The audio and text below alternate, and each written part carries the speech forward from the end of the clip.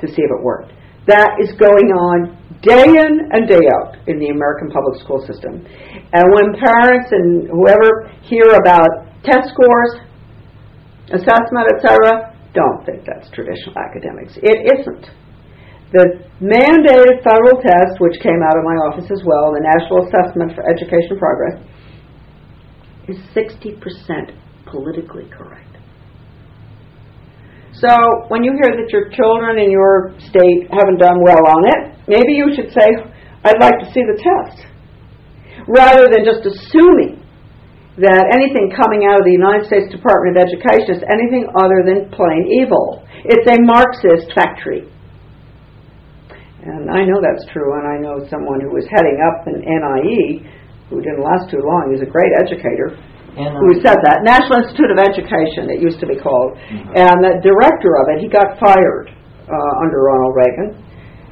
He was the former head of the Cathedral School for Girls in Washington. No lightweight educator, a very fine educator, not a political guy. He was a political appointee, but what I'm saying, he was not a rabid conservative or a rabid liberal. He was just a good educator who had that job. And he got fired because he wanted to get rid of his own office. And he knew as well as I did, I think he was the one who referred to it being a Marxist factory. So it's just as well for people to know that. Now, Ronald Reagan, he could have gotten rid of the department, and if he didn't get rid of the department, if he couldn't have gotten that through Congress, he could have gotten rid of the office that I was in, the National Institute of Education, because that director recommended himself that his own office be abolished. That was the office that had to go. That was the office that dealt with testing, teacher training, program development, all these rotten programs out of the National Diffusion Network. If that office had gone, we would have really been in pretty good shape to get rid of the rest of it. So you'll find the conservatives all defending Reagan on that. Oh, well, it wasn't his fault. Do you really think it was his fault? It's probably his fault. If I ever again hear about any government cabinet secretary or director of an office like the National Institute of Education or out of the White House saying, being excused by the public as, oh, well, it's not his fault. It's not Bush's fault. It's Karl Rove. Or it's someone else. Or, he doesn't know what's going on. Look. Okay, if you don't know what's going on, you shouldn't be in the White House. He knows he's not particularly bright, George Bush, but he's doing an awfully good job for those who want to take us down. You can't say that he isn't doing a wonderful job, because Iraq was never meant to work the way we were told.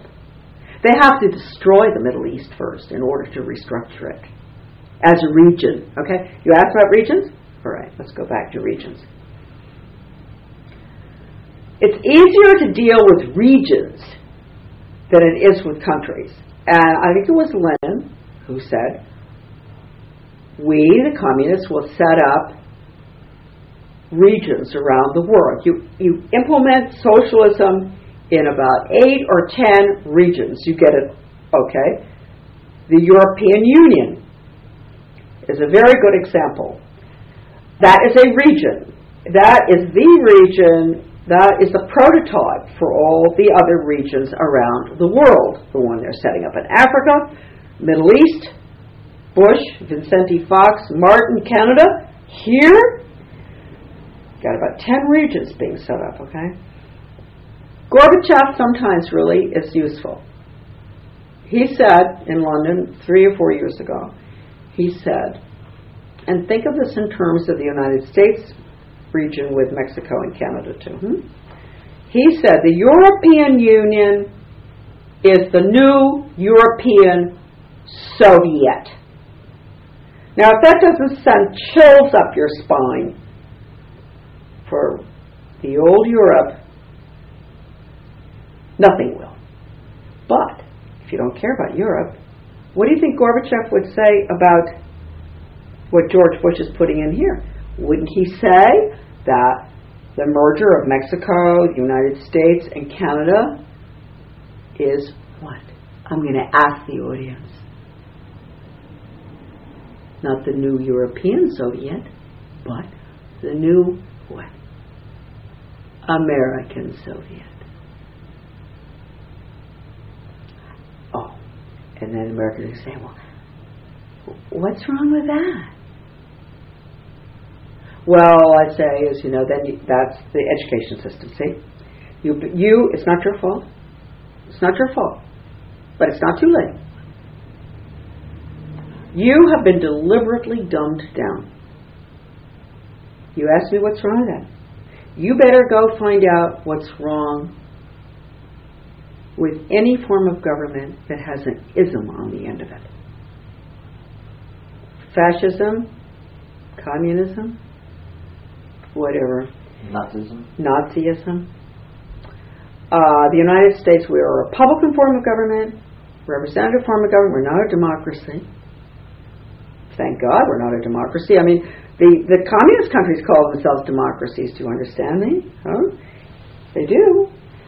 Democracies where, it's majority rules. We don't have that form of government, thank heavens. We don't. So, what's going in right now could never have been put in had it not been for a diabolical plan. I call it the 5-pronged fork. So I keep adding prongs to it, but let's go through this because you can understand. I came up with this because I do a lot of radio work, and I was getting really tired of beating up on the audience all the time. I just felt that I was always saying, come on folks, get with it. What's wrong with you? How come you haven't seen these things? Why have you not done something about it?